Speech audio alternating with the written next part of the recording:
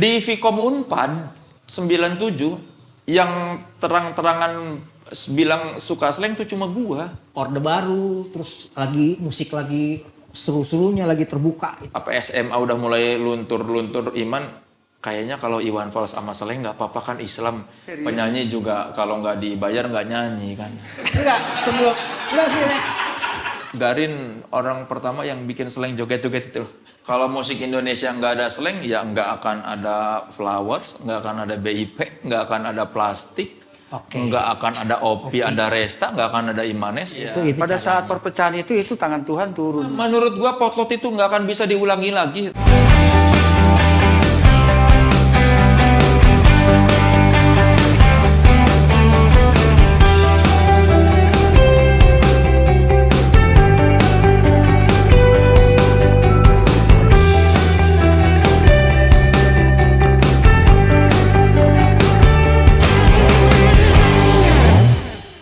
Halo teman-teman, selamat bertemu kembali dengan saya Denny MR dan selamat bertemu kembali dalam podcast Stempel Generasi Biru.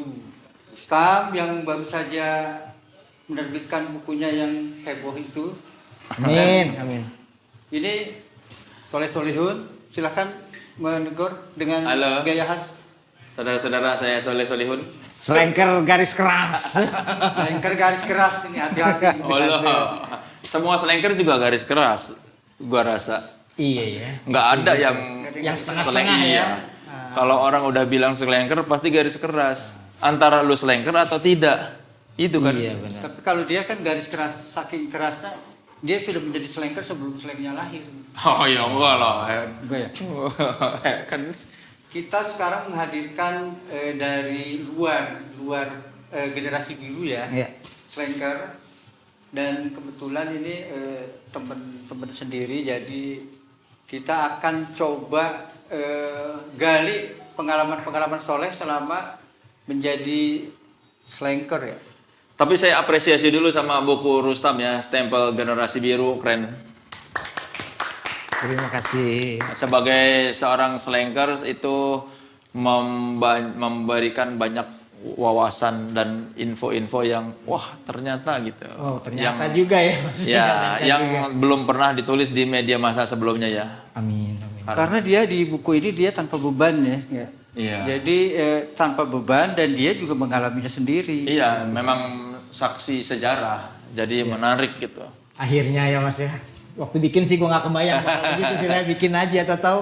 Oh ini yang ngarang-ngarang ini jangan di sini Tam.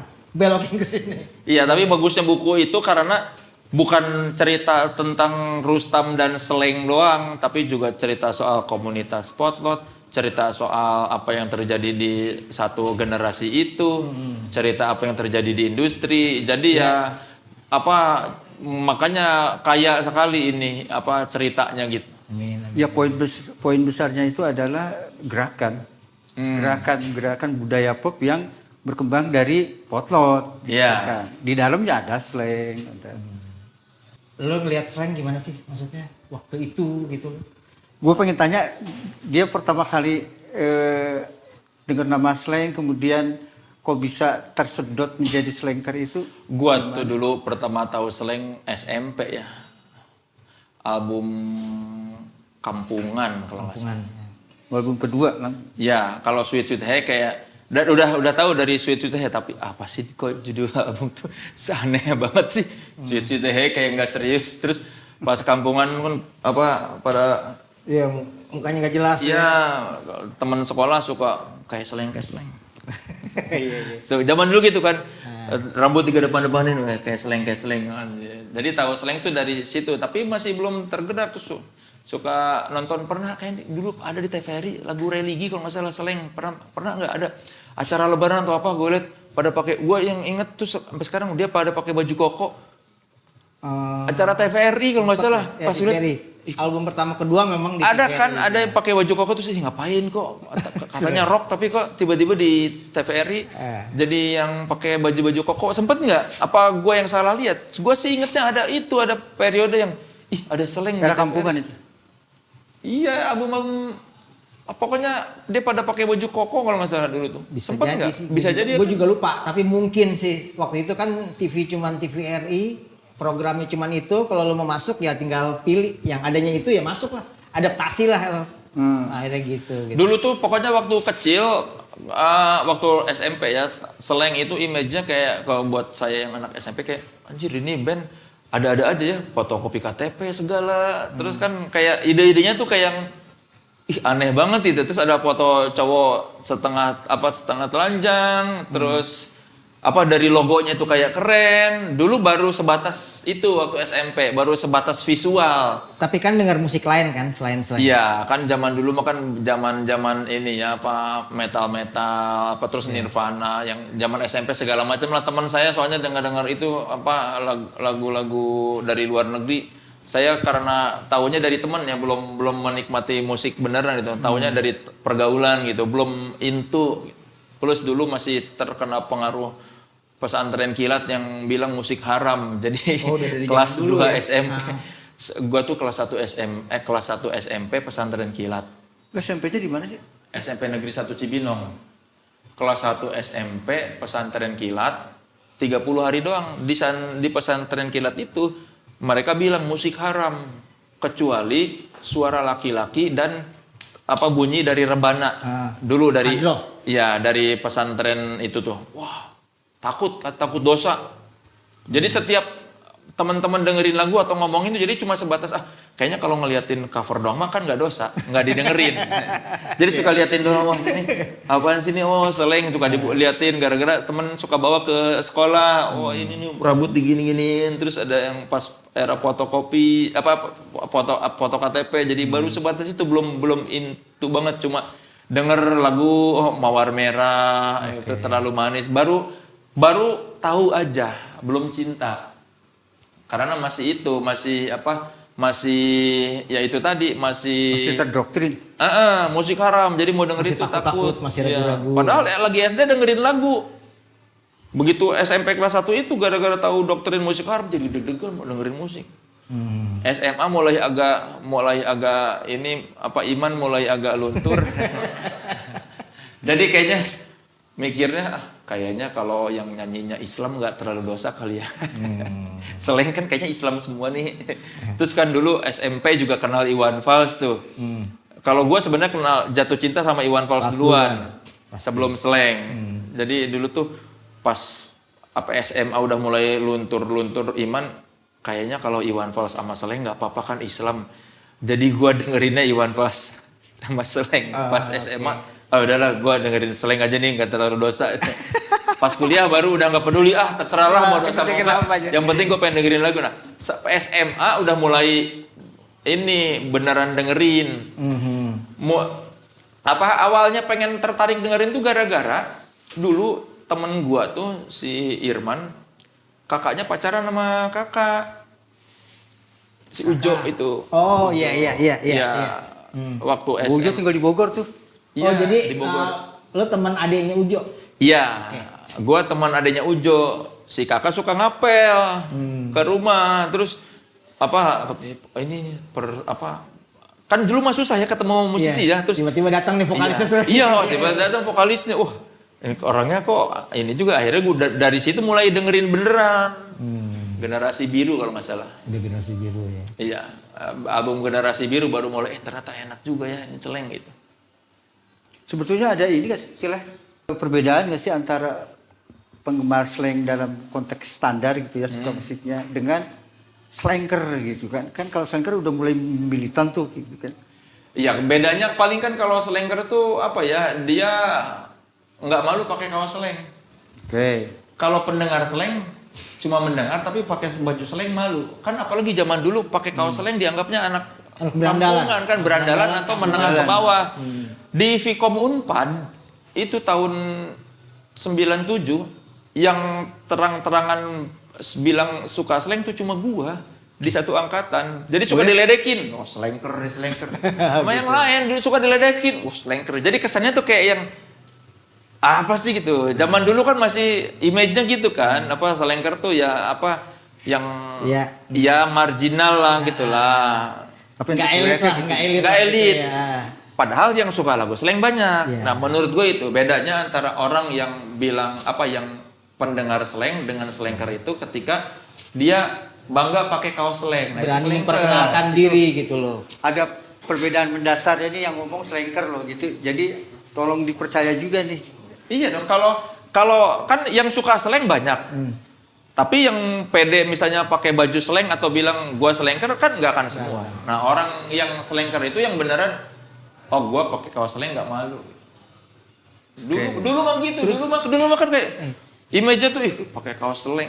Sekarang kan sekarang mah udah standar orang kalau pakai kaos slang udah biasa gitu. Zaman dulu mah kan slanker kayak Kegemaran lu sampai sejauh apa? Suka ke potlot, bikin kartu slanker atau apa? Gua ke potlot baru pas gua jadi wartawan. Oke. Gua bikin kartu slanker. Tapi tahun 98 karena teman gue ada yang ke ini. Capung, lu kenal nggak Capung? Tahu, Capung Bogor. Capung. Saya. Bogor. Si Capung. Terkenal, pentolan. Temen gua, dia 96, gua 97. Si Capung itu yang memobilisasi anak-anak SMA 3 Bogor. Ayo sini, mau bikin kartu slanker nggak? Oh, kita nitip duit ke dia sama nitip foto. Tiba-tiba dia pulang dari potlot. Oh, ini kartu slang. Nanti dia cerita di potlot ini gini. Gua dulu tuh takut ke Jakarta. Karena image-nya Jakarta kan penuh anak berantem. Gua tuh takut kalau mau naik bis antar kota ke Jakarta, image-nya tuh takut dipukulin anak STM. Iya. Zaman dulu kan STM Jakarta zaman dulu berita berantem tawuran mulu. Isinya 97 ke bawah kan isinya tawuran mulu. Gua ngebayangin ke Jakarta aja nggak berani. Si Capung ini berani. Dia jadi selalu pergi ke potlot, nanti bawa kabar dari potlot. Wah, dia cerita-cerita, wah di potlot gini. Dengerin. Iya, kita. Jadi pintu informasi dong Capung. Pak. Iya, si Capung tuh kayak penyambung lidah anak-anak Bogor yang nggak mau nongkrong ke potlot. Nanti dia datang ke sana cerita dari sana. Oke. Wah, di potlot gua ketemu ini di sana dulu. Dia cerita banyak nanti. Ngebayang di sini Jadi gitu. kita kayak seru banget. Terus kan dia bikin apa sih buletin gitu lah si Capung apa ya? Buletin Pulau Biru. Iya kayaknya dia bikin gak sih? Dia bikin gak sih? Kita bikin. Iya dia kayaknya ibu pulang tuh bawa buletin kalau nggak salah. Kita Dia bikin buletin Pulau Biru. Ya kalau yang datang ke sana dikasih bisa kan. Iya dia tuh bukan sebenarnya yang kalau anggota Dapet pakai ya? kartu dapat. Nah, gue nggak tahu dikasih berapa. pokoknya yang jelas Capung. udah hijrah sekarang dia. Udah Hijrah dia Udah ngajakin hijrah. mulu gua pengajian. Oke. Dia pokoknya gitu dulu tuh. Gue bikin kartu slanker tuh dari Capung dan semua anak-anak tongkrongan SMA 3 Bogor, Capung. Capung, minimal yang SMA 3 Bogor itu Capung yang bahkan Legend, logo SMA 3 Bogor kita ngikutin logo kupu-kupu. Oke.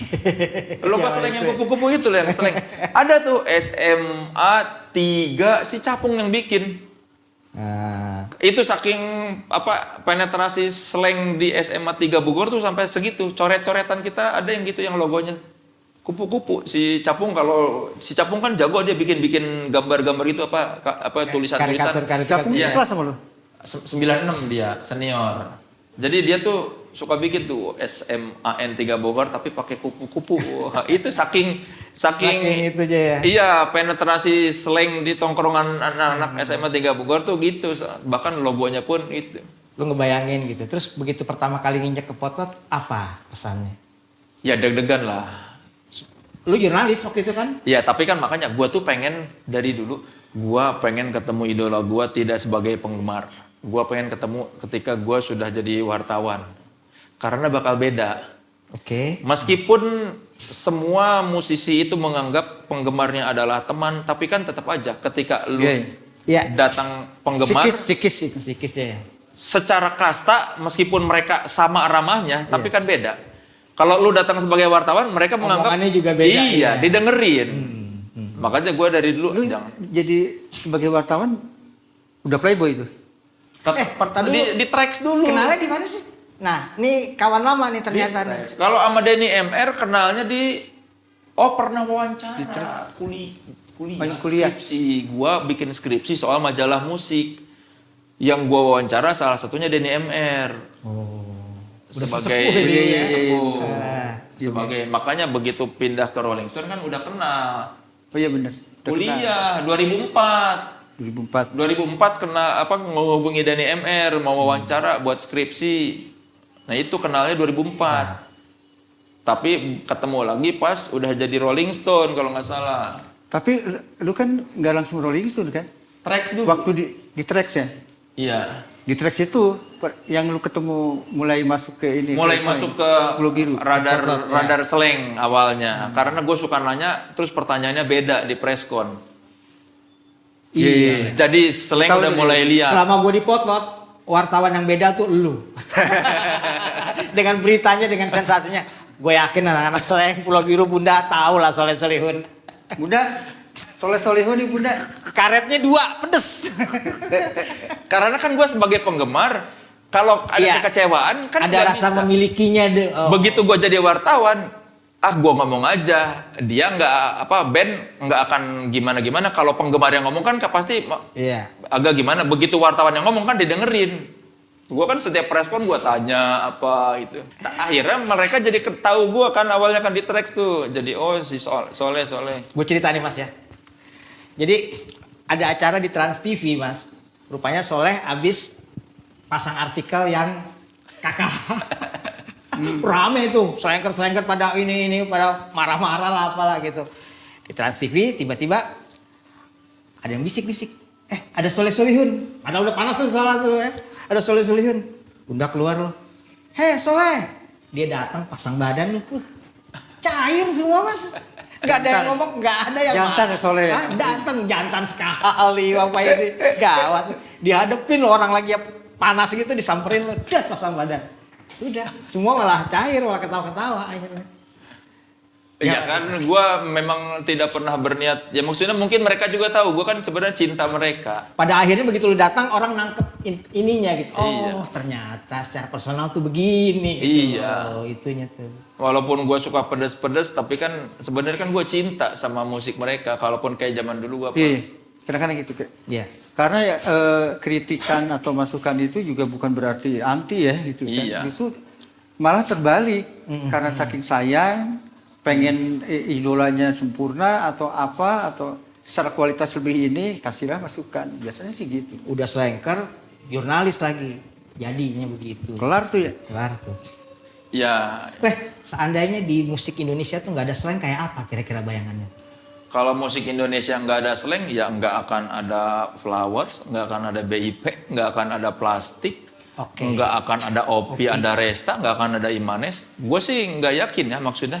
Kan kehadiran slang bukan cuma berpengaruh terhadap slangnya doang, eksistensi slang, tapi kan gara-gara satu band ini kan banyak Komunitas orang suka melupakan bahwa jasa slang tuh bukan cuma dia bikin album dan bikin orang terbuka bahwa lagu bisa lirik bisa selengean dan orang cover desain segala macam bisa terobosan, tapi kan kehadiran slang ini berpengaruh ke yang lain. Walaupun mungkin bakal ada juga kayak orang-orang itu bermusik, tapi kan beda mungkin kalau dia tidak lingkungannya di potlot. Iya. Berarti apa yang dia ceritakan di buku tersebut bahwa stempel generasi biru itu adalah sebuah gerakan gitu ya, agak masuk akal juga ya kalau Iya dong. Kalau Kan yang lu bilang barusan. Untuk menjadi sebuah generasi atau sebuah angkatan itu kadang-kadang diperlukan tempat berkumpul dulu. Di mana-mana juga sebuah gerakan itu perlu tempat Iya. berkumpulnya dulu. Dan posisinya tepat di Jakarta Selatan, sentralnya di situ. Iya, dan yang penting kan orang-orang yang di situ tuh maksudnya memang orang-orang kreatif semua. Jadi ketika nongkrong nggak cuma nongkrong tapi menghasilkan sesuatu. Iya.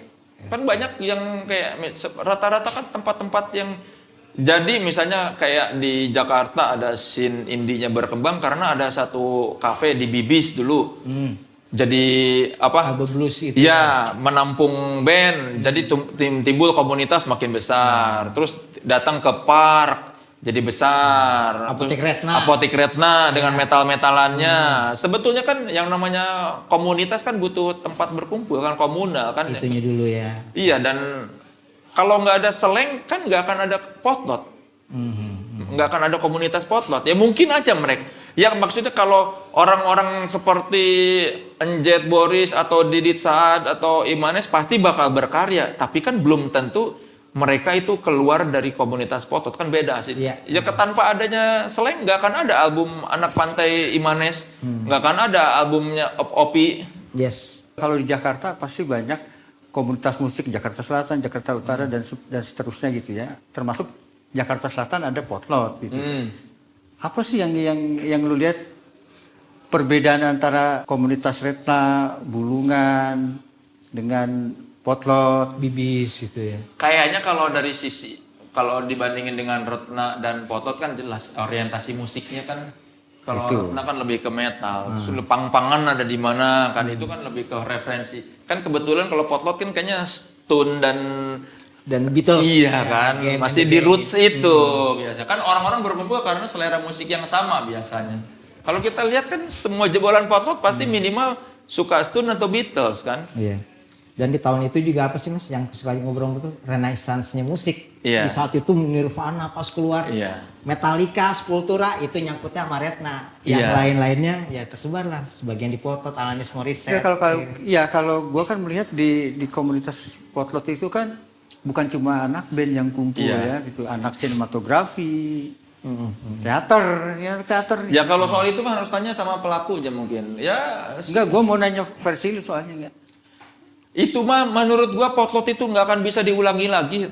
Iya setuju kalau Mau masalah lu itu. tahun kapanpun chemistry atau suasana seperti itu nggak akan bisa Iya. diulangi lagi. Maksudnya meskipun mungkin sekarang ada komunitas-komunitas yang ya secara karya bisa jadi lebih bagus, tapi karakter seperti ini tuh susah gitu. Beda gitu. Gua kenal dengan anak-anak komunitas yang berangkat dari sisi punk, dari metal, beda kalau Beda itu ya. kayaknya kalau dari komunitas Potlot tuh dia tuh lebih banyak kayak filosofisnya soalnya tuh lebih Way of rasanya life-nya gitu. kalau gua yang nangkep ya dari orang luar ya, kalau gua melihat karya-karya yang hadir dari Potlot itu rasanya tuh kayaknya lebih diutamakan ketimbang misalnya ekspresi. Jadi yang penting rasanya dulu kalau yang gue lihat ya. Iya, Nggak betul. tahu apakah begitu. Ya Iya, mungkin betul, itu kali betul. Tam, ya, rasa yang lebih didahulukan sehingga pada saat mereka bikin lagu juga liriknya akhirnya juga lebih mendekati rasa ya, sehingga Iya. dari sudut grammar barangkali ya juga acak-acakan ya, tapi secara rasa lebih nyampe. Iya kan gue maksudnya bisa mengambil kesimpulan ini setelah gue misalnya udah kenal dari anak-anak plastik, udah kena terus si Flowers sampai Opi, dari sisi Slank, terus kelihatan itu mereka tuh punya benang merah yang itu tadi soal bermusik tuh ada rasa. Kalau ngobrol sama Bongki soal lagu dia tuh wow gila, Iya. satu lagu diterangin sampai Iya sih dapat waktu itu kalau gue boleh ulang Mas, anak-anak tuh nemu formula Slank. Dan formula itu ditularkan ke teman-teman yang lain, ke Opi, ke Imanes, tapi bukan mereka harus ngikut Slank, tapi sebagai Opi menerapkan formula yang ini untuk yang ini, dan ya pas prosesnya memang rasa yang paling diituin dulu gitu. Ngomong nyambung, connect gitu, dapat baru jadi.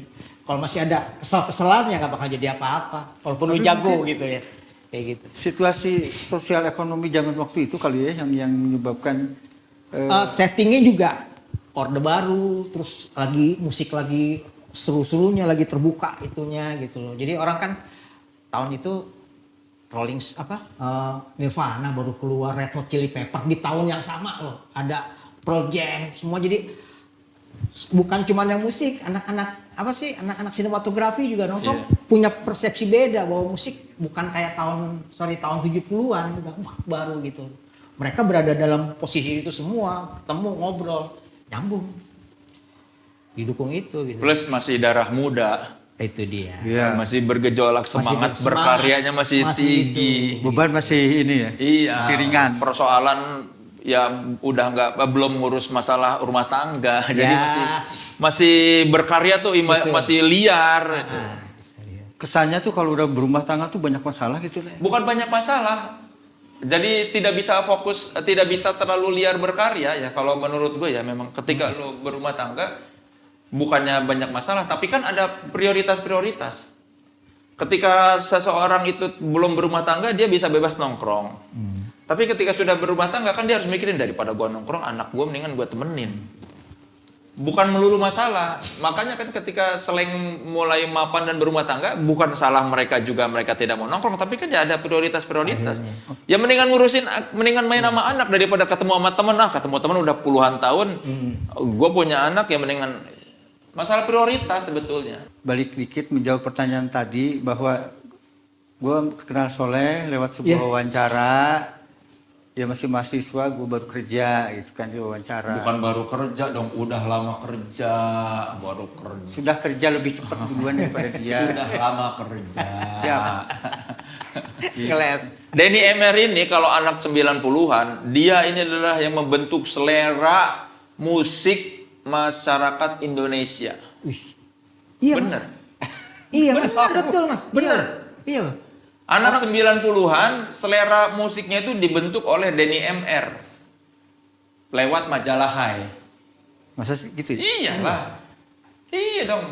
Tanya sama semua anak 90 yang suka musik, itu pasti mereka tahu siapa Denny Emer, dan secara tidak langsung yang membentuk selera kita tuh Akhirnya dia. begitu. Yang ngasih tahu bahwa musik bagus tuh ini dia. Karena rujukannya majalah Hai zaman itu, Iya. dan Mas Denny yang ada di situ. Kan dia yang paling sering nulis kan. Jadi jadi kita tuh tahu musik bagus, musik jelek tuh dari Denny Emer dulu kan. Setuju. Tapi gue sih baru tahu kemarin. Enggak. Thank you juga. Bener. Bener Mas. Bener. Iya. Oke, siap. GR tuh. Ente. Bener loh, silakan. Anak 90s yang nonton pasti, anak millennials atau Gen Z yang nonton, Denny Emer ini berjasa membuka wawasan musik anak muda se-Indonesia. Kan belum ada internet. Iya. Akses cuma yang kita high clip dibaca. Gua dulu Iya, bener. tahu silsilah Slank dari mana? Dari Dia. Lama Mau ngomong juga rujukannya Iya, silsilah Slank kan, Slank dari sini, Well-Welly masuk sini, ini sini kan, formasi 13 kan, yang sampai kita tahu bahwa ada formasi 13 tuh Denny Emer. Memang gue dulu tuh yang pertama kali memberitakan Slank pecah itu kan. Sampai majalahnya laku banget waktu itu. Slank pecah, gara-garanya apa sih Pak? Si Bongki telepon gue kan gitu kan. Ya itulah pokoknya itu kan. Tapi maksudnya pertama kali berita Slank pecah itu kan. Pasti gue tuh yang pertama kali menghadap Denny Emer dulu. Laporannya dulu tak Mas. zaman dulu kan belum ada belum ada WhatsApp. telepon Bongki. Denny Emer kan dari album pertama Slank dia udah meliput ya. Iya. Ciri-ciri wartawan senior adalah ketika dia manggil Iwan Fals dengan nama. Oh, gue tahu. Lu pengen tahu ini wartawan lu pengen tahu ini wartawan tua atau enggak? Lihat dia ketika dia manggil Iwan Fals. Apakah manggil nama atau Mas? Oke. Kalau generasi gua masih manggil Mas, karena kan zaman dulu manggilnya bahkan Bang, penggemar zaman dulu. Kalau anak-anak sekarang pasti manggilnya Om. Wan. Yang gua tahu orang yang manggil nama Iwan dengan Iwan Fals dengan Iwan, dia dan Amazon Dalimunte. Padahal settingannya Bang Iwan ya. Wan, anjir. Gua tuh tahu pas Jambore OI 2000 tahun 2000 ikut nongkrong ada preskon Iwan Fals kan, banyak infotainment, ada nanya-nanya. Jadi lu gimana Wan? Anjir siapa ini? Kok manggil Iwan Fals? Wan, ternyata pas gua tahu belakangan dia tuh Amazon Dalimunte, kabar-kabari dulu kan. Kabar-kabari, Iya. Gua terus dulu soalnya kan rumah gua di Cianjur. Iwan kan rumahnya di Cipanas kan dulu kan. Jadi kalau gua ke Cianjur gua mampir dulu kan. Galang, almarhum Galang masih kecil tuh. Dulu gua makan, jadi gua nggak nyadar. Wan, gitu dia ke bawah-bawah sampai sekarang. Kan memang lebih tua juga kan memang Bang Denny. Apa? Sama Iwan Fals. Lebih tua dia dong. Sepantaran. Nah. Kok Emang kelahiran siapa? kita kan sama umurnya. Itu rambut beda. Udah punya cucu rambut itu- sama sembarang. Lu nggak tahu ada cat Jangan rambut bawa model. dong. Ada kejadian seru nggak Mas Denny? Sama kenal sebagai profesi wartawan. Nggak tahu sih. Nggak ada ya. Sama dia mah respect lah, jangan. Nggak ada yang lucu-lucu. Pokoknya dia tuh yang bikin wah anjir bener nih memang wartawan senior, karena manggil Iwan Fals dengan Iwan dan dia hadir dari preskon Slank album pertama. Itu kan wah. Sampai bubarnya juga. Tapi nggak ukuran juga kali. Ya iyalah ukuran dong. Anak apa wartawan sekarang mana yang dulu hadir pada saat preskon Iwan Fals kan sudah tidak ada yang aktif lagi sebagai jurnalis. Tapi gue yang heran dari dia ya, dia itu kan kalau muncul di Komika, itu kan lucu banget ya gitu kan. Nah gue kan kalau sehari-hari kan ketemu di Rolling Stone dong gitu kan, nulis. Serius loh dia orangnya gitu kan, nggak ada lucu-lucunya. Gitu kan. Oh gitu. Iya kan, Beneran, serius. penyanyi juga kalau nggak dibayar nggak nyanyi kan. Enggak, enggak sih, Rek. Enggak, tapi terus bener ya. Sebelum dia jadi komika, kalau jadi MC, mantek lah gue. Iya bener lah, Ganes kan suka bikin tuh pernah undang di Hard Rock. Tapi kan gua ketawa ngakak banget lah. Lu kan di Rolling Stone juga kan dibayar. Enggak. Eh? Enggak lah, MC emang nggak dibayar. Gaji? Hah? Digaji, tapi kan MC nggak dibayar. Kan gua MC di Rolling Stone. Oh, MC di Makanya Rolling Stone. jadi itu. Gue ketawa mulu kalau dia ada di panggungnya. Iya. Tapi kalau kita lagi nulis, kita ribut deadline gitu ya. Ini orang gak ada lucu-lucunya. Gua bilang. Sama aja sama Ading Hidayat sama Ricky sama Wendy. Gitu. Masa? Mukanya tegang banget kalau deadline gitu kan. KB namanya. KB. Ya serius dong, lo juga kerja. Itu Tam. Jadi dari Trax, wawancara dia ke Trax, gue masih ada di High, ketemulah di Rolling Stone. Lama ya di Rolling Stone tuh ya, sama Adi. Oh ya, gue baru ingat. Yang unik dari dia adalah bukan sebagai apa? Ya mungkin dalam konteks dia sebagai wartawan ya. Ini Denny Emer adalah satu-satunya orang yang gue mendengar pernah naik pesawat berdiri. Jadi ya, ini ya. Bener Mas. Mana nih, saudara-saudara? Dia pernah cerita naik pesawat dari Sydney ke Jakarta karena tiketnya penuh. Abis nonton Madonna ya? Kalau nggak salah. Habis nonton Madonna. Jadi Terus gua dipanggil waktu Pemred. itu- Hah? Dipanggil Pemred pulang. Enggak dipanggil Pemret pulang. Jadi gua itu ada liputan YouTube di Sydney. Berangkatlah, begitu udah sampai Sydney, ada dikasih tahu dari kantor. Tuh di Brisbane ada Madonna, lu sekalian aja liput katanya gitu kan. Nah kan berarti harusnya nambah hari dong gitu kan. Jadi enggak gitu kan. Jadi tiket pesawat balik itu kan dari booking dari kantor dong. Zaman dulu kan gitu. Lu berangkat tanggal sekian, pulang tanggal sekian, udah gitu kan. Jadi pas sampai gua sampai sini, Mau langsung ke Brisbane. langsung ke Brisbane. Kan harus balik lagi ke ini kan. Mana gua bermasalah di Imigrasi. Brisbane kan enggak. Jadi gua nggak bawa surat kan. Zaman dulu kan Liputan. harus liputan, kagak boleh masuk gua. Maksudnya gua kan bawa kamera. Zaman dulu kan kamera harus dititip. Karena gua nggak bawa ID card. Jadi gua bilang kalau hilang gimana nih? Gua bilang kan. Jadi gua ngotot kan. Pokoknya gua nggak boleh masuk. Gua nggak ngeliput. Ada dong bodyguardnya ngangkat gua gini. Lu kalau nggak mau minggir gitu kan, ada antrian wartawan tuh. Gua kan ngeyel ya gitu. Karena takut diomelin kantor dong. Jadi gua ngeyel aja. Diangkat tuh gini. Bodyguard Akhirnya- bandara. Bodyguard bandara maksudnya? Bodyguard Bukan di konser. pintu masuk ke konser. venue. Akhirnya gue mundur kan. Nah rupanya ada IO yang pertama menerima gue di situ. Dia bilang, udah masuk aja diam-diam masuk. Tapi nggak boleh ke depan. Gue di tribun. Nah di International Stadium kan segede gaban tuh. Biar gue kan pakai kamera daus tuh, berat gitu. Tetap aja nggak nyampe karena jauh banget gitu kan. Jadi fotonya kecil banget gitu kan. Tapi ada gitu kan. Nah terus gue balik, karena gue kan kalau liputan luar yang pertama kali gue kejar kalau ada waktu kosong kan Tower Records. Di situ. Dari Tower Records ngeliput, habis ngeliput balik kan kecapean, siangan gue bangun gitu. Jadi gue lari. Nah bagaimana begitu gue sampai ke bandara, itu gue dikasih tahu bahwa tiket itu nggak ada katanya gitu kan. Kok bisa nggak ada? Ini ada tiketnya gue bilang gitu kan. Ngotot di loket tuh di belakang tuh antri, gue ngotot aja.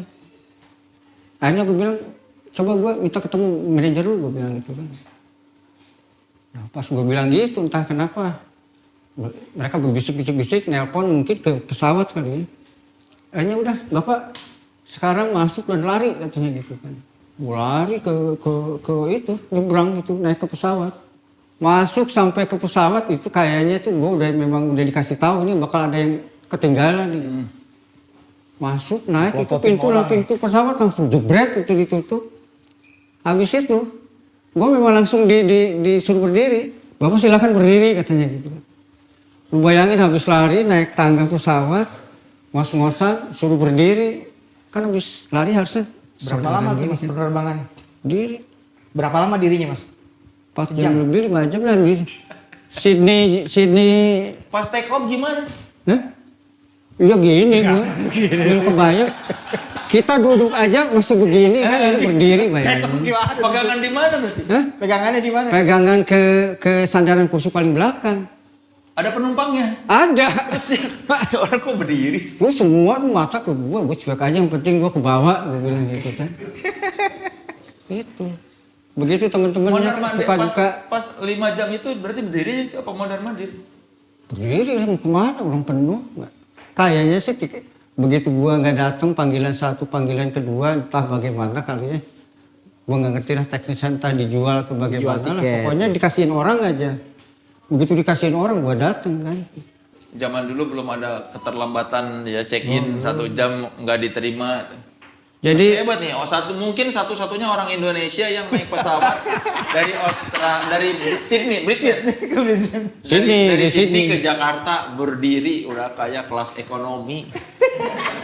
Real ekonomi tanya ya, real ekonomi. Penerbangan luar negeri loh, bukan domestik loh ini. Malu-maluin Indonesia ya.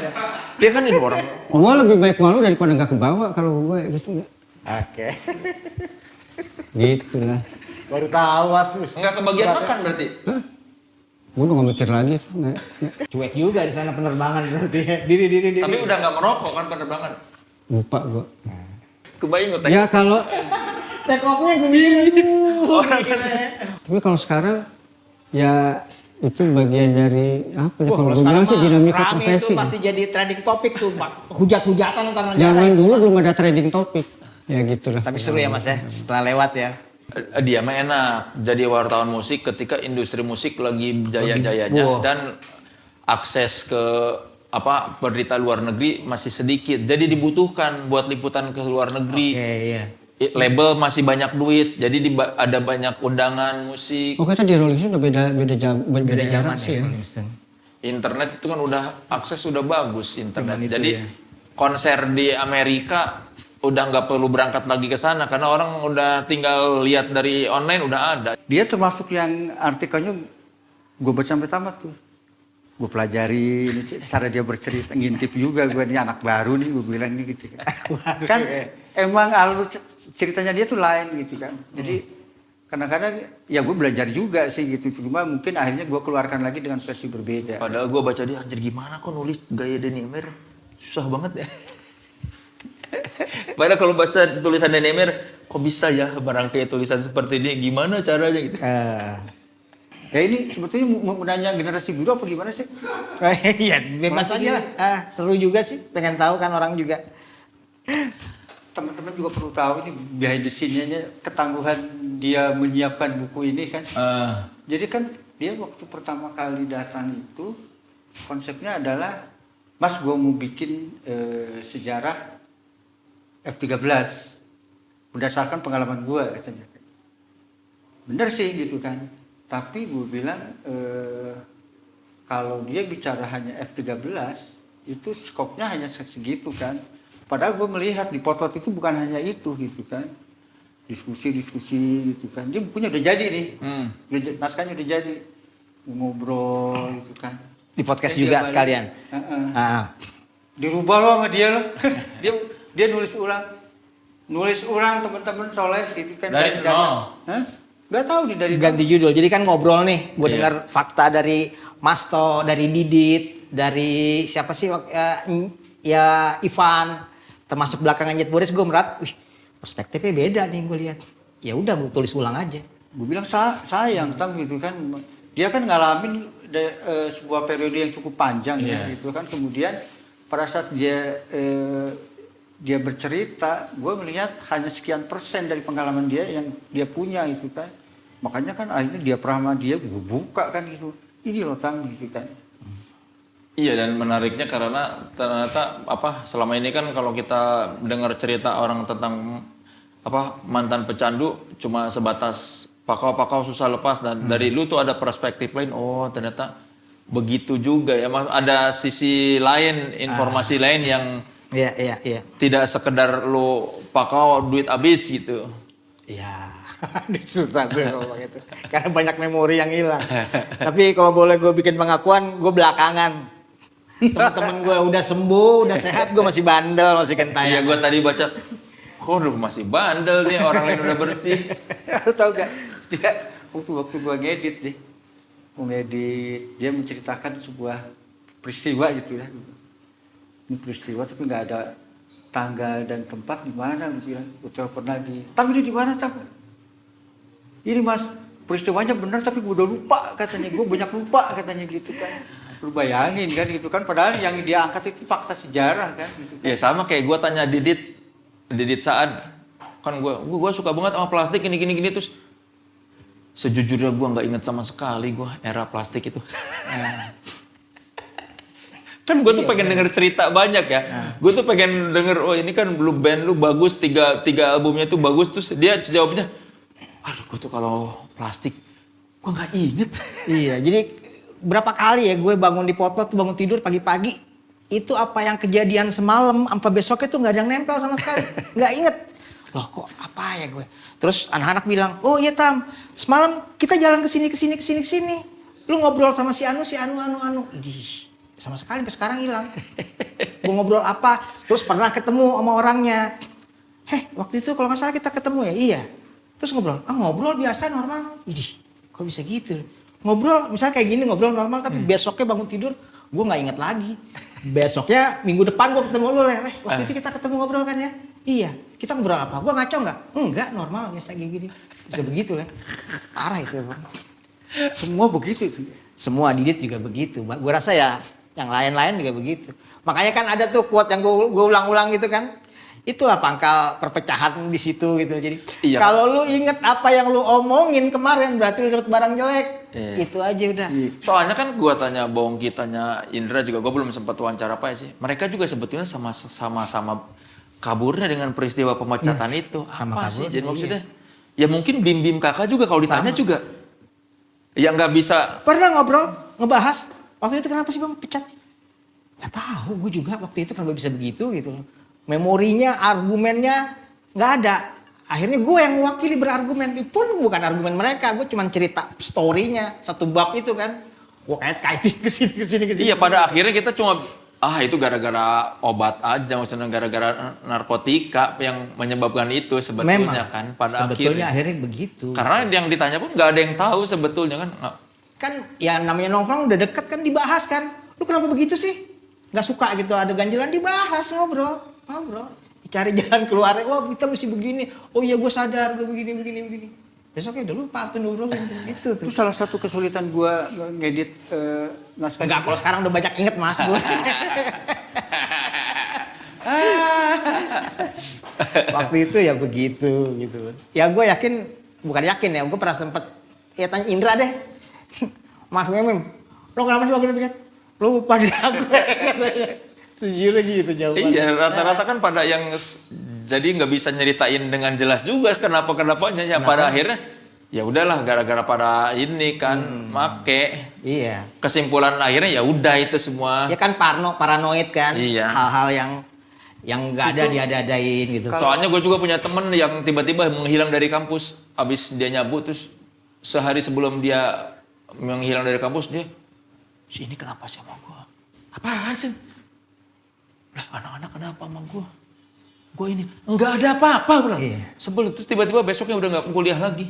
Ya, iya. Padahal nggak ada apa-apa. Dianya aja dimakan sama pikirannya gitu. Lu sebenarnya masih merasa sebagai selengker gak sih sekarang? Lo masih dong. Karena masih beli albumnya kan.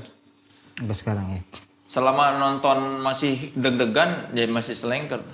Ya maksudnya meskipun udah nonton berapa puluh kali, tetap aja begitu nonton, Meskipun ya kita udah lama nggak nonton Slank, terus pas nonton ingat lagi, oh iya ini dia alasan kenapa gua mencintai mereka gitu. Maksudnya pasti ada lagi rasa itu. Meskipun udah misalnya udah 2 tahun nggak nonton, pas nonton lagi, oh iya ya, gua tahu alasan kenapa gua mencintai mereka dan masih mencintai lah. Ya terlepas dari misalnya apakah kan menurut gua teruji itu ketika apakah dengan segala macam perubahan lu masih mencintai band itu atau tidak ya? Dengan slang dari orang kan selalu bilang, wah udah album kelima nggak bagus lagi. Ya kan itu relatif. Tapi buktinya gue meskipun dengan segala macam perubahan musik slang terus ternyata gue masih menikmati ya berarti gue masih cinta band ini gitu. Ya walaupun misalnya di satu album nggak semuanya bagus, tapi begitu ya masih ada gregetnya berarti masih cinta. Tapi kadang-kadang ngikutin nggak bahwa sampai sekarang kan masih terjadi pertentangan ya antara selain penggemar F13 dengan F14 gitu kan selalu saling nggak kayak zaman ini atau mendingan zaman ini gitu kan. Lu melihatnya bagaimana sih fenomena itu? Memang ada sisi gua juga yang kayaknya lebih ini kalau musiknya si Bongki Indrapaya ini membalut liriknya Bim Bim Kakak. Tapi pada akhirnya mungkin kalau mereka nggak pecah nggak akan bertahan lama.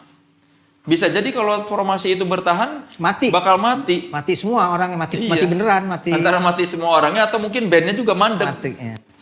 Ya pada akhirnya setelah bertahun-tahun ngelihat oh ternyata malah Abdi Ridho Ivan yang bisa tahan puluhan tahun, bisa jadi mungkin memang harus pecah. Supaya tetap bertahan hidup.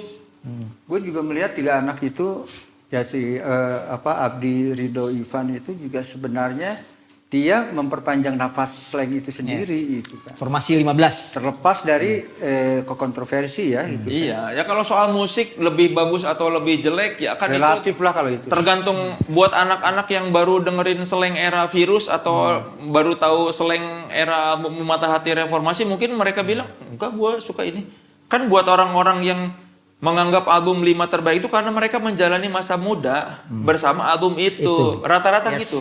Ketika kita muda, kita dengerin satu album, kita merasa punya kedekatan dengan album itu karena itu soundtrack kehidupan kita dan kita menganggap itu terbaik. Terus ketika album itu udah setelah itu ada album-album lain menganggap album jelek karena memang mungkin udah lewat di situ. Udah lewat dan fokusnya juga udah nggak gitu. Umur masa lalu itu ya. Iya, plus umur mungkin udah bertambah tua. Waktu mendengarkan musik tidak zaman ketika remaja dulu. Remaja mungkin fokus urusan cuma sekolah. Setiap hari dengerin lagu, baca lirik sambil dengerin, dihayatin. Satu album bisa diputar 5 kali sehari. Jadi mungkin lebih dalam. Ketika umur makin tua kan waktu untuk fokus mendengarkan musik udah berkurang. Lebih banyak kerjaan atau apa. Jadi mungkin kedekatan emosional dengan album juga jadi nggak terlalu gede. Rata-rata kan kalau maksudnya bukan terjadi pada slang doang. Kita ngomongin Rolling Stone kan ada era-era yang udah kesini kok kayak nggak terlalu bagus. Ya mungkin psikologis kita udah nggak kesana. Secara emosional sudah terputus itu kan. Iya, jadi dia selalu berada di masa yang sudah lewat. Gitu. Tapi lo ngikutin nggak BIP gitu? Gue ngikutin album BIP kan gue semua suka. Ya memang secara jujur kalau menurut gue kalau melihat BIP dan slang itu memang Bongki Indrapaya ini punya kekuatan membalut musik buatan Bim Bim Kakak, lirik Bim Bim Kakak itu yang membuat kenapa 5 album itu begitu istimewa karena menurut gua chemistry-nya pas. Bim Bim Kakak punya kemampuan menulis lirik yang bagus dan Bongki Indrapaya bisa membungkusnya dengan musik yang kaya. Makanya ketika BIP secara musik bagus tapi lirik tidak ada sekuat buatan Bim Bim Kakak. Bagus musiknya. Kita melihat ini nih yang hilang dari slang tapi kita juga oh iya ada yang hilang juga dari BIP. Masing-masing ada jadi ada yang ada kelebihan dan kekurangannya. Tapi ya kan kita nggak bisa berharap terus ini karena kalau ya siapa tahu kalau masih tetap formasi 13 terlalu banyak becaan. Iya sih. Kelar. Sama juga kayak sekarang BIP nasibnya. Albumnya jarang dari berapa ke berapa karena sibuk nyari ini Iya, banyak produk kan, sedangkan Abdi Ivan Rido kan Fokus di bukan orang yang banyak ngambil job buat bikin-bikin proyek kan. Bisa jadi mungkin memang harusnya apa Bim Bim Kakak sama Abdi Ivan Rido karena ini satu frekuensi untuk bendera slangnya. Iya, visinya sama. Oke, kita fokus ke band ya. Yang lain itu nanti aja lah sampingan kalau memang bener-bener lowong kan Abdi juga produserin album jarang-jarang dia kalau udah lowong, sedangkan Bongki Indrapaya kan karena mungkin karena saking bagusnya mereka dari sisi musik, jadi orang percaya sama mereka sehingga bisa Jawabnya terus jadi iya, paksa untuk jadi orang misalnya kalau udah jago kan, gua bikinin lagu ini dong, bikin lagu ini. Jadi kepake sama orang, bukan cuma kepake buat dirinya sendiri. Yang ini yang formasi terbaru ini kan lebih fokus ke slang mungkin, jadi lebih bertahan dia. gitu ya. Pada akhirnya gue sih udah berhenti berharap yang harusnya ini harusnya dia, yang harusnya ini harusnya itu. Ya nggak gitu juga maksudnya. Mungkin kalau nggak ada perpecahan nggak akan ada lagu Balikin yang bikin slang jadi lebih dikenal buat orang banyak kan. Kalau nggak bubar terus nggak ada album 7 kan nggak akan ada regenerasi Iya. penggemar. Gak ada istilah Slengker Wangi. Iya. Oh, berkembang ke situ ya, milenialnya juga ya. Iya, dan iya jadi bukan cuma wangi, jadi selengker level atas kan gara-gara ini. Zaman kan sudah harus berubah, harus memang lu memperhatikan penampilan gimana caranya supaya trendy mengikuti perkembangan Yang sekarang zaman. tuh packagingnya lebih diperhatikan. Gitu Nah, kan. makanya menurut gua pada akhirnya mungkin yang memang harusnya berpisah. Iya. Ya itu mah takdir Tuhan aja bilang supaya ini dua-duanya umur panjang bandnya. Iya, setuju Udah gue. pisah aja. Biar panjang umurnya ya. Iya, Secara iya. fisiknya. Bongki Indrapaya bisa jalan juga terus secara karya, secara ini juga slang Bim Bim Kakak bisa menemukan partner-partner baru yang satu visi gitu. Tapi ini bedanya Slengker yang berpengalaman dengan Slengker baru ya, lebih wise gitu ya. Tapi Ya karena buat apa mempertanyakan atau Iya. mempermasalahkan F13 nggak akan balik lagi. Disuruh balik lagi juga nggak akan nyambung. dan belum tentu menghasilkan karya yang seperti dulu. Iya. Setting zamannya juga udah berubah. Iya. Gitu. Jadi sekarang mah nikmatin aja, kita punya dua, ada slang, ada BIP. Dan gue percaya F13, F14 itu masing-masing punya kelebihan. Yang nggak akan ketuker gitu kan. Iya, nggak bisa kita ini. Di sini lebih bagus. Ya, tapi ini juga kan keren. Susah. Ya kalau gue pribadi perpecahan potlot ya akhirnya gue masih ketemu teman-teman yang lama masih bisa ketemu sekarang. Kalau misalnya masih mungkin gue juga udah mati kali posisinya gitu lah. Iya, bisa jadi Udah potlot, hancur kali ya. bisa jadi slang bubar, potlot kan pada pecah. Nah. Karena kalau numpuk, ini pemakai Pemakai, malah saling berkumpul kan. Iya, mati lah ujungnya memang kalau ituan. Ya ada baiknya harus berpecah, jadi nggak Memang ketemu udah tuh. pilihannya. Iya. Tuhan sayang ternyata ya. Iya, itu kan mungkin cara Tuhan buat menyelamatkan komunitas potlot. Iya, betul barusan.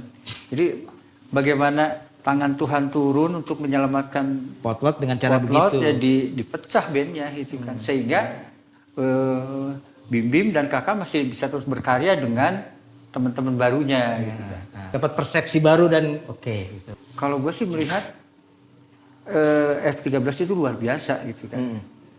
Tapi ini juga jasanya juga luar biasa karena tuh bisa memperpanjang nama slang itu sendiri. Gitu. bahkan- jadi, ya biarin aja. Gitu. Bahkan Abdi Rido Ivan itu lebih lama jadi personel slang dibandingkan Bongki Indrapaya. Iya, lebih banyak albumnya juga. Mereka lebih banyak menghasilkan album daripada formasi F13. Ya masalah bagus, enggak kan kembali kepada referensi dan selera.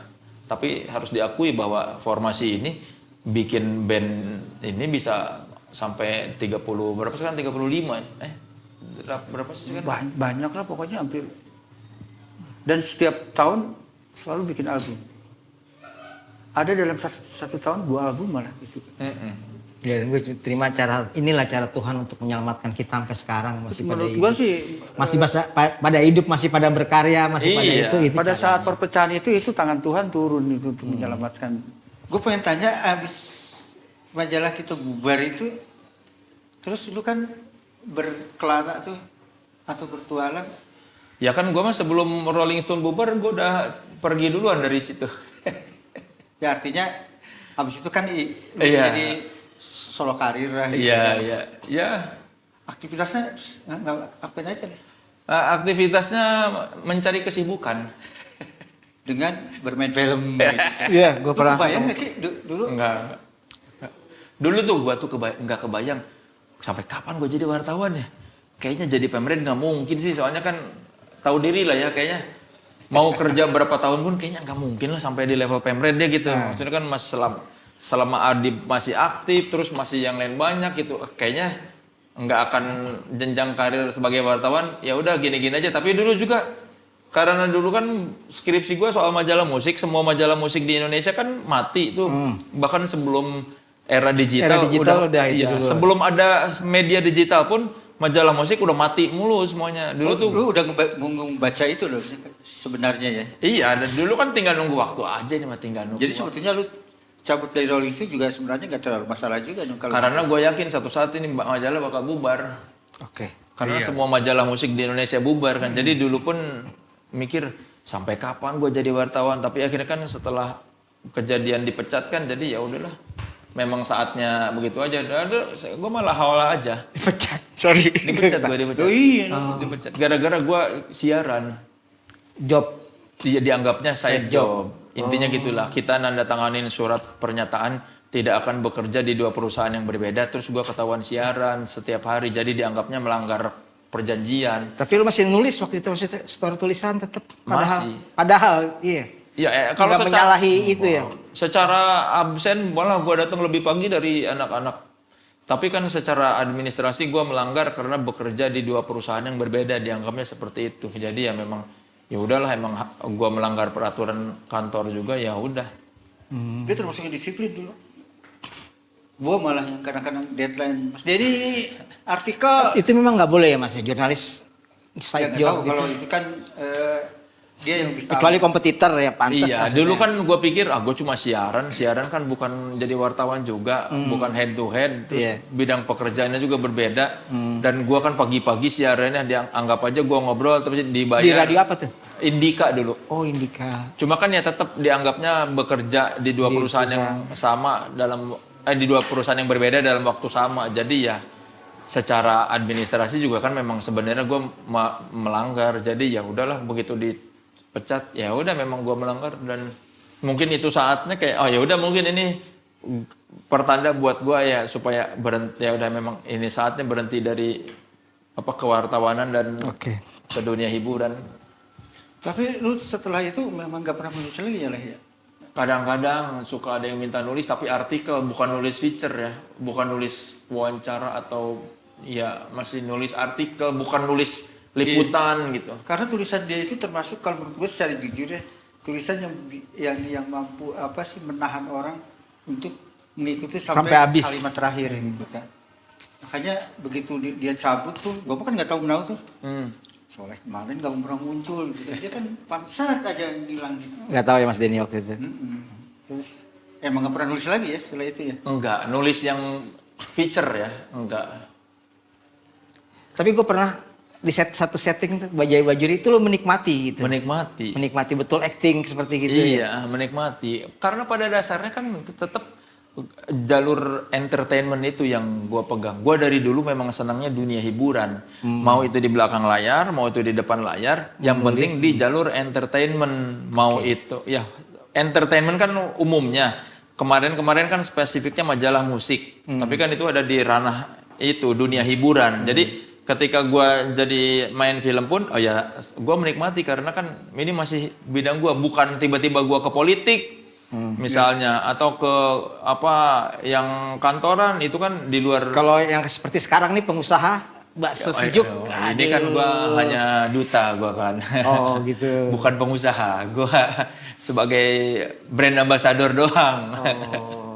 Itu kan ya tinggal promo-promo. Enjoy juga kan pastinya. Iya lah, gua nggak pusing, gua tinggal promo-promo. Yang pusing kan yang punya sejuk, memikirkan gimana mengelola bisnis.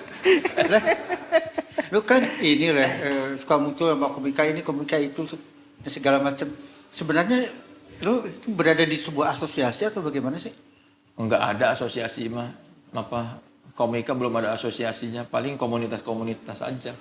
Tapi kan setiap rata-rata kan ada paling asosiasi itu manajemen, misalnya manajemen kayak gua di HH Corp itu manajemennya punya Ernest Prakasa, si Panji punya manajemen namanya Comika Media, ada Majelis Lucu Indonesia gitu. Jadi ada banyak manajemen, tapi belum ada asosiasi stand up komedian Indonesia.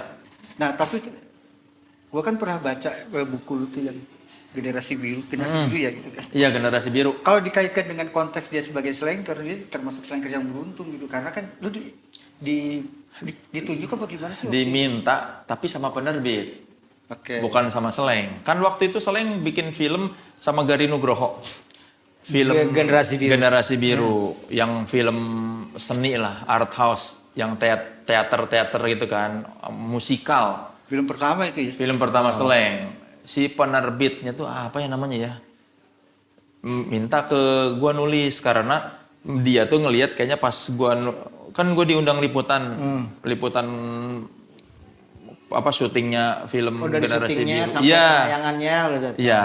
Pokoknya gua diundang meliput, terus ditulislah berita. Nah mungkin dia ngelihat tulisan gua bagus, suka, terus tahu oh sini slanker nih. Disuruh mau nggak nulis buku berdasarkan film Generasi Biru. Ya mau dong, namanya berhubungan dengan slang dong. Ya udah dia ngasih VCD, ini tonton. Bikin novelnya berdasarkan film itu. Lu nggak nonton di bioskopnya? Gue nonton Mas Denny. Nonton di bioskop. Tapi kan gue sebelum tayang di bioskop gue dikasih film. Dikasih filmnya. Jadi sebelum orang nonton di bioskop gue udah nonton filmnya, dikasih VCD-nya. Buku itu juga. Iya. Berdasarkan film itu. Iya, jadi disuruh ngelihat. Oh, terjemahkan dalam novel ceritanya. Kan ceritanya udah pusing ya. Lu pusing gak nontonnya? Ya maksudnya, ya Garin lah. Iya, Garin lah. Tapi walaupun menurut gua, Garin lah yang ngerti. iya, tapi itu dibandingkan film Garin. Kan gue sebelumnya nonton film Garin Nugroho yang, apa sih judulnya tuh, Thick Lips at the Temple. Itu filmnya tentang penari, nari di candi.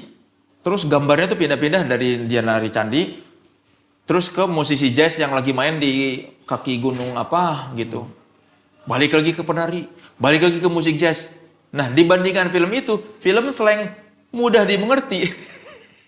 Jadi ketika lu pikir film Generasi Biru bikin bingung, gua menganggap itu lebih membingungkan. Gua menganggap itu Filmnya ngepop. sebelumnya lebih membingungkan. Iya, karena sebelumnya gua nonton film Garin yang ini apa? Begitu gua nonton Generasi Biru, wah ini sih masih lebih ringan dibandingkan film Garin yang dulu. Dan setidaknya gue sih seneng karena Garin orang pertama yang bikin slang joget-joget itu loh. Iya. Koreografi. Gak kebayang tuh ya. Iya joget-joget tuh. Band rock and roll nomor 1 di Indonesia disuruh gini-gini. Iya kan cuma Garin yang bisa, ayo slang gini. Itu kan sebenarnya teater yang difilmkan kan. Iya. Itu mungkin kalau dijadiin pertunjukan teater keren tuh. Oke, iya betul. Iya kan? Karena Garin basicnya dari situ, dia memindahkan ke dalam bahasa. Kan Celluloid film Garin kan ya film-film art house. Ya film-film festival lah. Iya film festival. Mungkin itu kalau film Generasi Biru dijadikan pertunjukan teater pasti bakal lebih keren tuh. Karena mungkin buat segmen orang teater lebih cocok kali ya. Kalau film-film slang yang lain nonton gak sih? Nonton yang nggak ada matinya. Bagaimana lu melihat film slang yang lain ya di samping Generasi Biru ya? Ya kalau si film slang nggak ada matinya itu kan lebih ngepop dan kasiannya tuh kan si Fajar katanya si materinya kan bisa sampai berapa jam gitu, tapi kan dipotong jadi cuma sejam setengah gitu. Sama ya memang wajar kepentingan production house supaya nggak terlalu panjang kali. Jadi kan ceritanya terlalu pendek-pendek kan, perjalanan puluhan tahun band di ini dirangkum hanya dengan kejadian sejam setengah. Ya ada mata rantai yang hilang lah pasti lah ya. Iya, atau mungkin juga penulisnya itu kalau penulisnya mungkin lebih gue sih dulu bilang sama Bang Denny, Bang ini kalau mau bikin film slang ada Salman Aristo namanya. Dia kan penulis bagus, dia novel Laskar Pelangi aja kan dibikin sama dia. Film jadi gitu ya. Skenario-nya bagus. Mungkin kalau film Slank itu dikasih ke penulis macam Salman Aristo yang udah matang Terwakili lah kira-kira. dan mengerti slang. Gua nggak tahu ya. Kan kalau Fajar Bustami memang slankers, tapi naskahnya tuh gua nggak tahu siapa yang nulis skenario-nya ya. Kayaknya sih memang bukan, coba kita cross check dulu ya. Coba siapa nih? Takut salah ngomong. Coba Slank. Itu film Nggak slang ada. tentang slang yang terakhir ya? Kan ada beberapa film tuh. Yang slang gak ada matinya itu yang terakhir kan? Abis itu Iya. belum ada film-film lagi kan? Kalau yang sebelumnya kan film apa sih, dia soundtrack aja gitu yang sama siapa sih namanya? Kawin apa? Ya, itu apa sih? Bukan si filmnya Get Married. Get Married. Nah, Itu kan soundtrack. soundtrack. Nih, Pak. Iya tuh mana penulis? Kok nggak ada penulisnya sih? Aneh banget. Iya, maksudnya kan ini mana penulisnya? Kok aneh? Iya, mungkin kalau dikasih ke ini penulis macam Salman Aristo, gue sih yakin itu film bakal lebih Menggigit bagus. ya? Iya, karena si Aris kan memang dia ini, penulisnya kan ini namanya Cassandra Itu anak Masardi. band lagi dia gitu. Penulisnya kan Cassandra Masardi, dia penulis bagus tapi mungkin bukan slankers.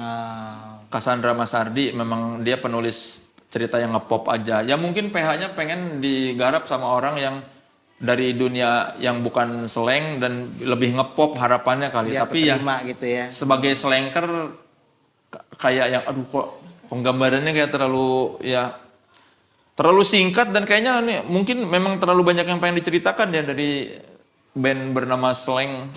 Yang menerjemahkannya sampai 3 jam gitu Kayak- kan. iya. Kayak terburu-buru gitu kali ya gitu. Iya ya wajar kalau kata Fajar Bustami skripnya ada materinya hampir 3 jam yang jadi kan cuma sejam 45 menit kan itu banyak kepotong. Tapi mungkin juga kalau penulisnya kayak Salman Aristo kita bakal dapat cerita yang lebih oke ya. Karena kan si Salman Aristo kan dia slankers juga, slankers dan penulis naskah yang keren.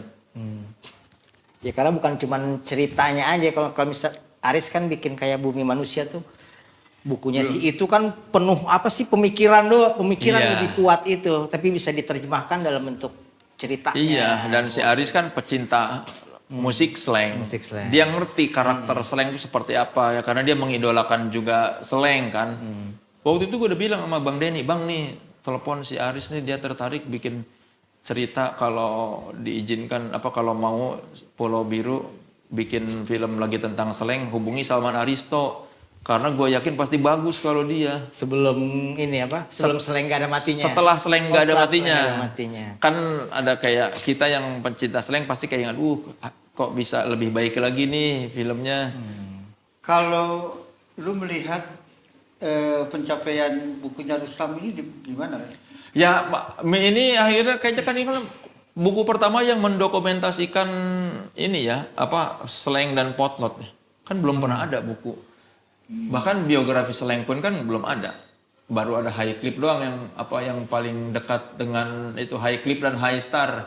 Buku yang catatan sejarah yang mendokumentasikan Mendekati pendokumentasian. mendekati biografi slang kan, baru bukunya Rustam ini kan mendekati. Padahal kan buku itu bukan cerita slang, tapi Iya. kan kita obrol sejarah musik Indonesia Iya. ceritanya sampai tahun 2000. Makanya kan gue senang karena ini bukan cuma tentang slang dan Rustam, tapi tentang potlot, tentang industri, tentang perjuangan seorang pecandu. Iya. Jadi pada akhirnya kalau dari sisi penggemar slang ini buku yang mendekati biografi gitu. Kita akhirnya tahu minimal dari satu sisi pelaku sejarah, dari satu sisi saksi mata.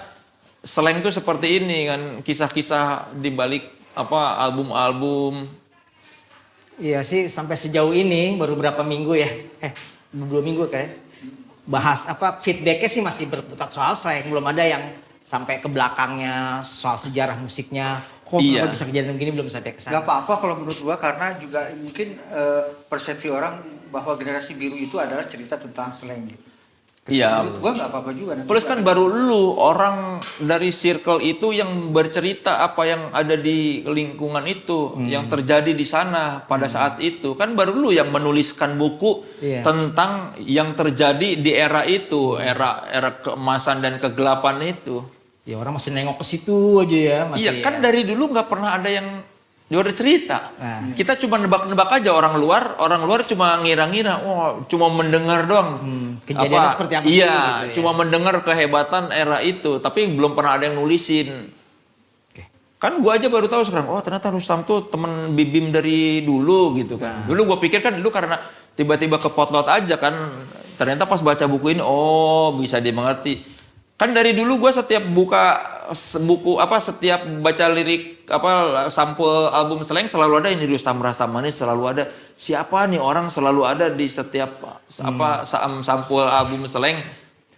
Terus kan pas gue kenal lu waktu BIP berangkat di Pandeglang ya. iya Pandeglang, gue baru menebak-nebak ini ternyata dia emang teman lama. Cuma kan pas baca buku itu gue baru ngerti dari sana sejarahnya kenapa lu bisa sedekat itu. Kan gue nggak ngerti gimana lu prosesnya bisa sedekat itu sampai jadi inner circle-nya Slank. Gue cuma nebak-nebak aja, itu anak potlot Iya, kan. karena banyak juga anak foto di Iya situ, kan banyak juga anak potlot. Tapi kan yang gue tidak tahu di antara sekian banyak anak potlot kan cuma lu nama yang masuk sampai ke level terdekat itu, sampai lirik sampai diasosiasikan maksudnya lirik oleh Rustam, terus di album lain juga ada di OP ada Rustam, di mana-mana ada Rustam kan. Kalau Jadah Slank kan jelas, Jadah Slank ini, tapi kalau ini Rustam tuh kayaknya orang ini kayak kok dia bisa di situ. Nah, di buku ini gue terjawab. Gitu. Pantesan dari sana nih Rustam tuh masuk ke circle-nya Slank. Alhamdulillah nih komentar seorang slanker nih Mas. Jadi buat para slanker, alhamdulillah terwakili. Gitu Iya loh, kan. pertanyaan gue dari kecil loh, itu dari remaja, siapa Rustam Manis? Kok dia sepenting itu gitu? Iya. Iya kan, buat slanker pasti yang belum tahu lu dulu kan pasti ini orang penting kayaknya nih. tapi nggak muncul gitu kan. Iya, tapi kan selalu Rustam. munculnya di kaset. Iya, gua tuh tahu nama lu pertama kayaknya baru ada kayak apa sih Hawar-hawar. petunjuk gitu soal sosok lu penting di Slank tuh di Mumu. Mumu kan suka nulis di BIP kan, BIP. Wah, ini Rustam. Ternyata ini kayaknya penting. Iya, padahal sih sebenarnya pas nulis F13 tuh kan cuman buat ngejawab kekisruhan slanker Bipers terhadap formasi 13 di sosmed karena banyak yang belokin ke sini, belokin ke sana. Ya udah nih. Dia merasa terpanggil gitu. Yang sebenarnya bukan begini. Begini nih Mas, jadi buku serius gitu loh kan. Ya memang jalannya alhamdulillah juga. Gak salah gue ketemu orangnya. Tapi butuh energi yang besar loh dan konsistensi buat nulis buku sebanyak itu. Udah gitu mengulang cerita puluhan tahun lalu. Iya. Makanya gue bilang sampai dia akhirnya setelah diskusi sama gue dia bersedia menulis ulang ya gitu kan. Gila, kalau gue kan belum tentu kan. Gua aja yang bukan pemakai kalau disuruh nulis cerita masa lalu nggak ingat. Padahal gue tidak pernah mabok gitu. Gue selalu pakai dulu, kok masih. Jadi gue bikin tuh cerita yang keinget tuh dari A sampai selesai. Setelah itu baru dicocok-cocokin tempatnya, tanggalnya. Iya, akhirnya itu kan. Nah, gue ngobrol lagi di podcastnya yang sama Mas Asto, sama Didit. Baru gue susun ulang. Begini jadi kejadiannya. Lu inget kejadian ini tuh ternyata di tahun ini. Lu inget kejadian ini tuh tahun ini. Jadi lu sebenarnya cuma ada fragmen gitu ya. Akhirnya ya kesusun. Jadilah seperti itu gitu. Ya harus mungkin ditulis ulang Mas, mau nggak mau. Ya gitu, mungkin kan? bagus juga buat anak-anak potot yang lain yang blank juga kan. Iya ternyata. Kan? Gue kemarin bikin, gue mau promosi nih, gini, gue bikin foto doang loh, cekrek di grup. Alhamdulillah, satu teman-teman potot datang. Ayo, mau ngapain kita gitu loh. Ada yang udah jadi kerja di advertising di sini, ada yang jadi saudara direktur. Ikatan di antara mereka tuh kuat banget. Balik lagi mereka, ayo Tam, lu mau ngapain? Gue dukung. Udahlah, inilah. jalan. Iya, gue tuh pertama kali tahu ikatan komunitas potlot begitu kuat tuh ketika yang 2006 Imanes itulah, Tribute to Imanes di Hard Rock. Di Hard Rock itu dia. Iya itu gue, wah ini emang komunitas ini bukan main-main, ini memang persaudaraannya gitu, Iya lekat banget sih. Dari dulu anak-anak udahlah lu pikirin hidup masing-masing tapi tetap aja saling mencari satu sama lain, gerombol Iya. ke sini, gerombol ke sana. Ya sampai akhirnya keseret-seret ke situ, Mas. Iya, yang pertama gue lihat tuh di 2006 itu tuh yang tiba-tiba formasi Sempet 13 dijebak gitu kan, iya. yang tiba-tiba loh kok wah Ada semua gitu wah, ya. dan gue Yang masih di X ya? Iya, di X. itu gue merasakan satu ruangan itu juga merindukan formasi itu. Ketika tiba-tiba, loh kok tiba-tiba Bongki naik, Indra, Pai, wah. Itu gue lihat kan kalau gue jelas penggemar seneng. Teman-teman mereka juga maksudnya teman-temannya Seleng juga Merinding semua tuh. ikut Merinding seneng. tuh. Maksudnya bukan cuma penggemar, tapi teman-temannya juga seneng melihat reuni ini tiba-tiba. Tapi di situ gue ngeliat, wah ini emang komunitas ini udah tua aja masih kerasa sulit. Apalagi zaman dulu mudanya pasti. Wah. Iya, gue merasa senang banget nih buku ini maksudnya. Mereka juga, oh iya, oke. Tapi begitu bilang, kita melakukan sesuatu yuk, datang lo orang-orangnya. Walaupun pakai handphone, ayo kapan? Bikin apa? Gue mau bikin begini-begini. Ayo siap. Deg. Jadilah. Susun loh. Kita mau jalan. Gua kaget. 5 kota, terus mau ke... begitu ada rencana mau mempromosikan buku ini gitu. Yang muncul gengnya dia semua tuh. Dari sana gitu. Gue muncul, loh ini sini Ada datang. Ganyut, ada Ganes, ada Hadro, ada ada semua. Terus sekarang berkembang nih. Wah, lu ngapain lu ngajak-ngajak gue? Berkembang udah ke orang. Wah, udah rame, udah jadi. Iya, udah deh. Gue senang sih gitu. Iya, dan gua rasa juga mereka jadi ada yang pencatat sejarah lah. Jadi ingat, Dan dia merasa bukan cuma lo doang yang punya nih cerita, gue juga di Iya. situ gitu loh. Dan itu masa terbaik buat kita semua, buat gue yang ada di situ gitu loh. Ini part hidup terbaik kita nih gitu loh. Makanya mereka. Iya. Ya terima kasih deh, alhamdulillah deh.